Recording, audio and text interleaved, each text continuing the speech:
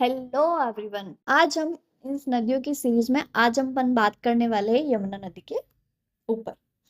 तो आज हम थोड़ा सा यमुना नदी के बारे में जानेंगे। तो इस वीडियो में हम बात करने वाले हैं यमुना नदी का उद्गम स्थल कहाँ है, यमुना नदी की लंबाई कितनी है, और यमुना नदी की कौन कौन सी सहायक नदियां हैं, और यमुना नदी के किनारे कौन कौन से शहर बसे हुए हैं, कौन से तीर्थ स्थल बसे हुए हैं, और यमुना नदी को हम और किस नाम से बुलाते हैं। और उसके बाद अपन जानेंगे कि यमुना नदी का ड्रेनेज एरिया कितना है, मतलब यमुना नदी कुल कितने क्षेत्र में प्रवाहित होती है, कितनी जगह कवर करती है। फिर जानेंगे यमुना नदी पर कौन से बांध बने हुए हैं, कौन से पुल बने हुए हैं, और यमुना नदी पर कौन कौन से अभियान शुरू हुए हैं। इन सबको अपन इस वीडियो में आज जानेंगे। तो हम शुरू करते हैं यमुना नदी का उद्गम स्थल। हम जानते हैं कि यमुना नदी का उद्गम स्थल उत्तराखंड राज्य के उत्तरकाशी जिले में स्थित गंगोत्री ग्लेशियर से है। यह गंगोत्री ग्लेशियर बंदरपुर पर्वत पर स्थित है और इसे कालिंद पर्वत भी कहा जाता है। यह उद्गम स्थल समुद्र तल से लगभग 6,387 मीटर ऊंचाई पर स्थित है। अब अपन बात करते हैं यमुना नदी की कुल लंबाई। यमुना नदी मेन 4 राज्यों में होकर प्रवाहित होती है, उत्तराखंड, उत्तर प्रदेश, हरियाणा और दिल्ली।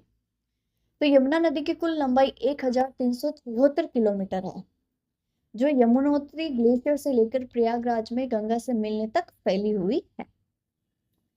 उत्तराखंड में यमुना नदी की कुल लंबाई 200 किलोमीटर तक है, और हरियाणा में यमुना नदी की कुल लंबाई 200 किलोमीटर से 250 किलोमीटर तक अनुमानित है, और दिल्ली में यमुना नदी की लंबाई 52 किलोमीटर है।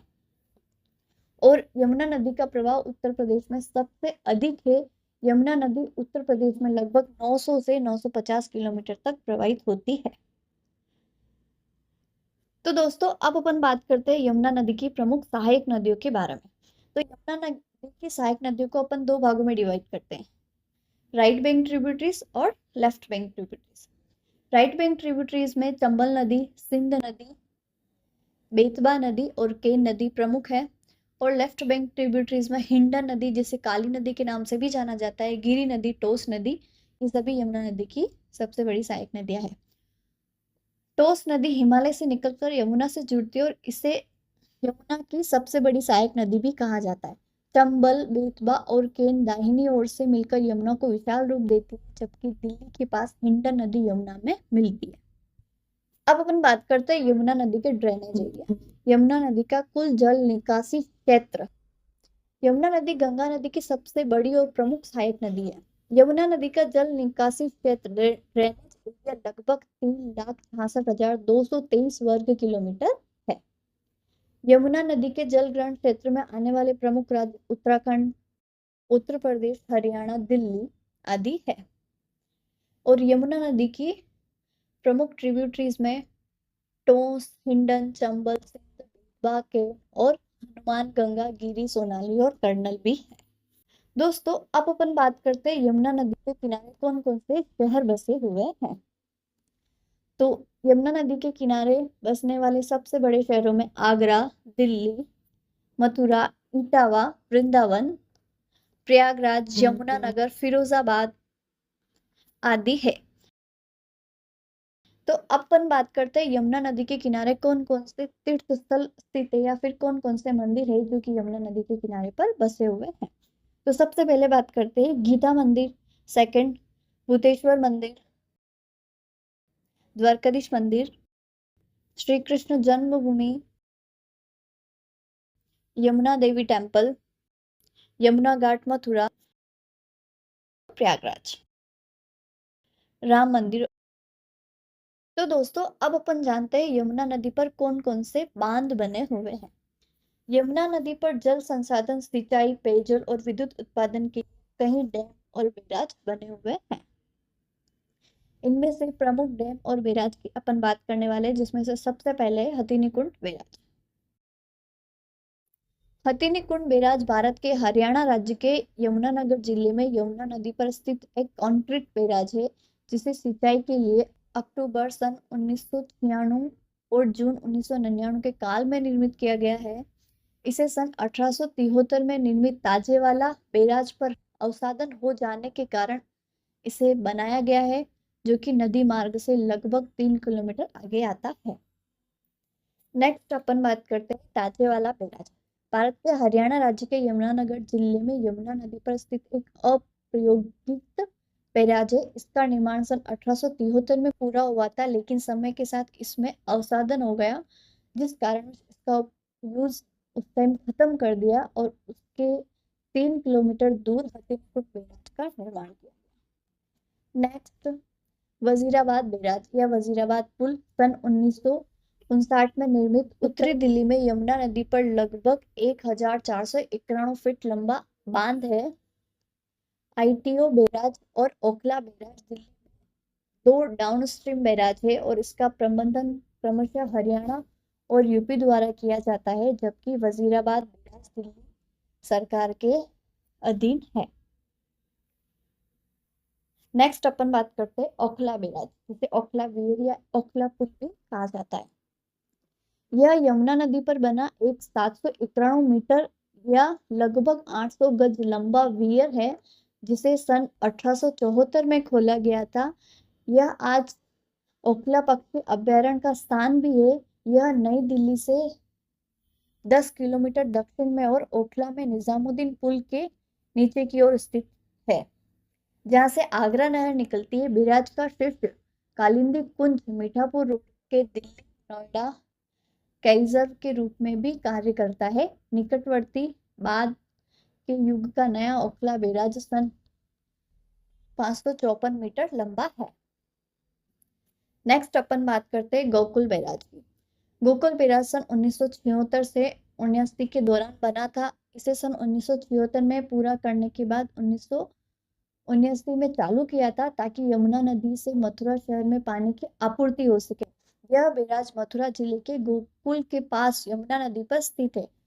इसका ऊपरी हिस्सा एक सड़क पुल के रूप में काम करता है। नेक्स्ट अपन बात करते हैं लखवार डैम। लखवार डैम या लखवार व्यासी बांध परियोजना उत्तराखंड के देहरादून के पास यमुना नदी पर एक निर्माणाधीन बहुउद्देशीय बांध है, जिसे सिंचाई और 300 मेगावाट जल विद्युत उत्पादन के लिए डिजाइन किया गया है, जो ऊपरी यमुना बेसिन के 6 राज्यों को पानी और बिजली प्रदान करेगी। सन 2008 में राष्ट्रीय परियोजना घोषित की गई। इस परियोजना का उद्देश्य मानसून ऋतु के जल संरक्षण करना तथा यमुना नदी में घटते पारिस्थितिकी प्रवाह को रोकना है। नेक्स्ट है किसाऊ बैराज या किसाऊ बांध। जल विद्युत परियोजना यमुना नदी पर एक निर्माणाधीन गुरुत्व बांध है, जो हिमाचल प्रदेश और उत्तराखंड राज्यों की सीमा पर स्थित है।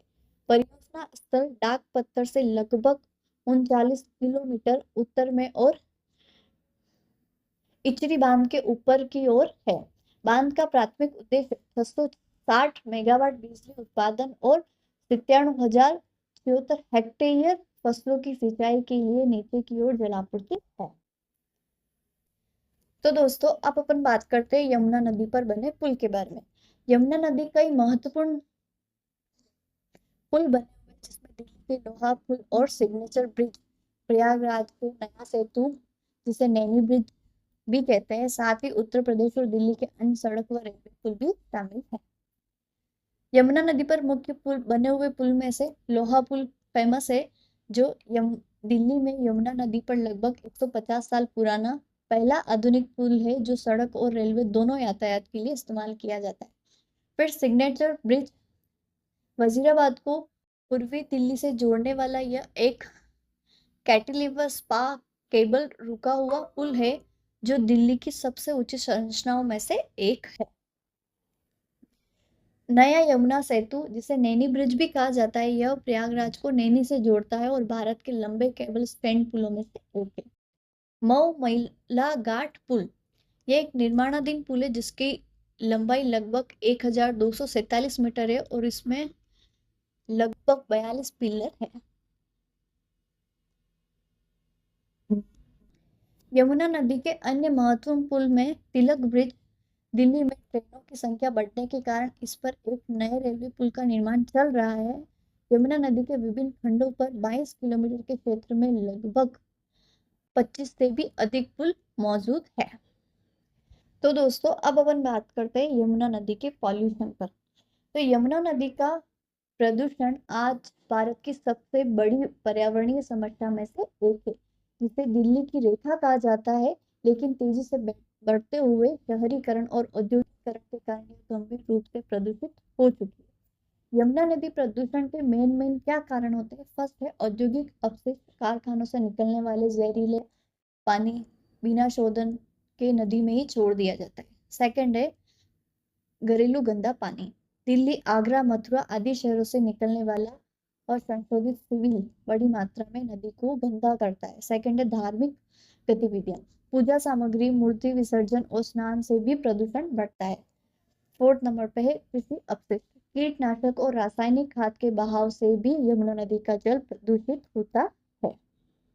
और लास्ट में रीजन है ठोस कचरा, जैसे प्लास्टिक, पॉलीथीन और ऐसे अन्य अपशिष्ट पदार्थ नदी में बहा दिए जाते हैं, जिससे नदी का प्रदूषण बढ़ रहा है।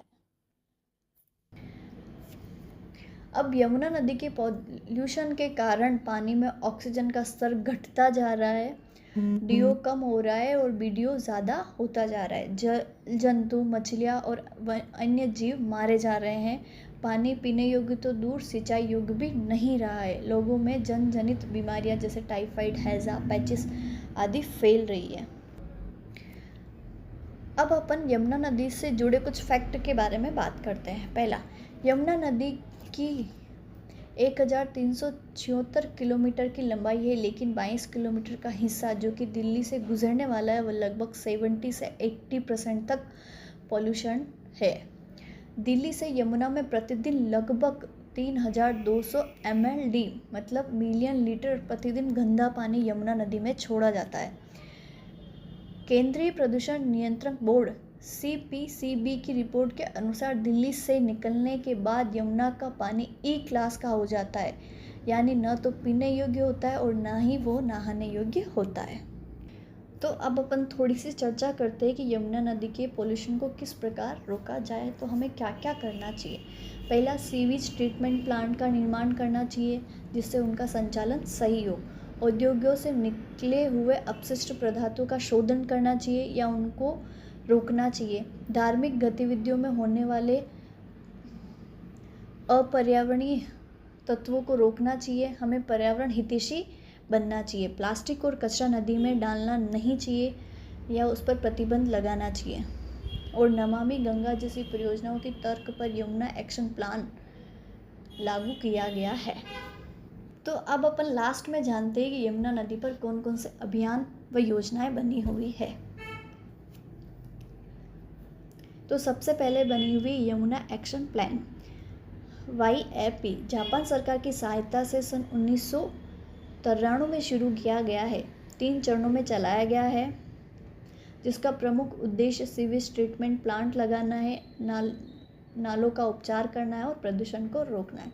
सेकंड है नमामि गंगे योजना, 2014 में गंगा नदी और उनकी सहायक नदियों के लिए शुरू गई है, जिसमें सीवेज ट्रीटमेंट, घाटों का विकास और औद्योगिक अपशिष्ट नियंत्रण पर ध्यान दिया जाएगा। थर्ड प्लान है यमुना सफाई अभियान। दिल्ली व आसपास कई NGO और सरकारी एजेंसियों ने समय समय पर चला हुआ है ये अभियान है, जैसे मेरी यमुना मेरा जीवन अभियान। 4 नंबर पे आता है दिल्ली जल बोर्ड परियोजना। दिल्ली क्षेत्र में यमुना में गिरने वाले प्रमुख नालों के प्रदूषण को कम करने के लिए कई सीवेज ट्रीटमेंट प्लांट बनाए हैं।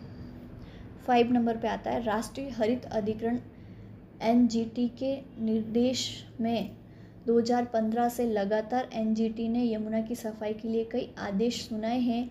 यमुना रिवर फ्रंट डेवलपमेंट और प्रदूषण नियंत्रण योजना लागू की गई है।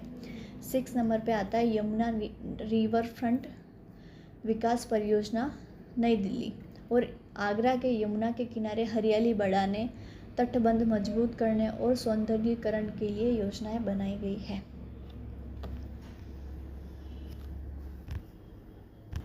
तो दोस्तों, आज हमने यमुना नदी के बारे में लगभग जो भी इम्पोर्टेंट बातें हैं वो हमने जान ली है।